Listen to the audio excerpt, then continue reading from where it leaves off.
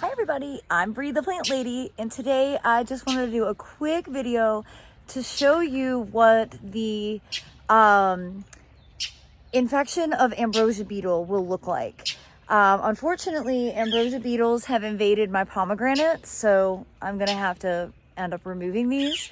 But let me show you exactly what happens to the plant as a result of having an Ambrosia beetle infestation. Okay, so you can tell that something's wrong by the overall lack of vigor. Usually pomegranates, are in full leaf and are already flowering and fruiting.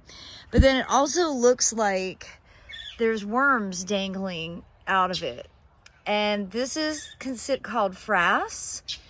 And this is sawdust from the female beetle excavating a cavity to lay eggs.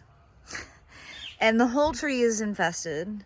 Actually, I suspect that all of mine are infected because none of them have good vigor.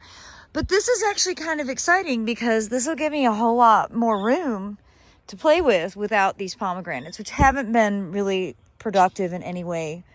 So I'm going to look at it as a positive. So I think it is important sometimes to be flexible with your plants in the garden and recognize that if something goes awry, it's actually just an opportunity for you to change the space. I don't look forward necessarily to digging these pomegranates out. So I might be lazy and just cut them down. Maybe eventually they'll die from the ambrosia beetle. Now the thing with the ambrosia beetle, you can treat it, but it's a systemic pesticide that you apply to the trunk to prevent the beetles from boring in. I've lost a lot of trees to ambrosia beetle. All my native dogwoods and nearly all of my native redbuds have died from ambrosia beetle. So, keep your eyes peeled if you see those things that look like worms, those sawdust channels hanging out of a trunk in your garden. That means you have ambrosia beetle, and generally the recommendation is to cut it down and remove it. At least that's the organic solution. So hopefully you won't have this happen to you.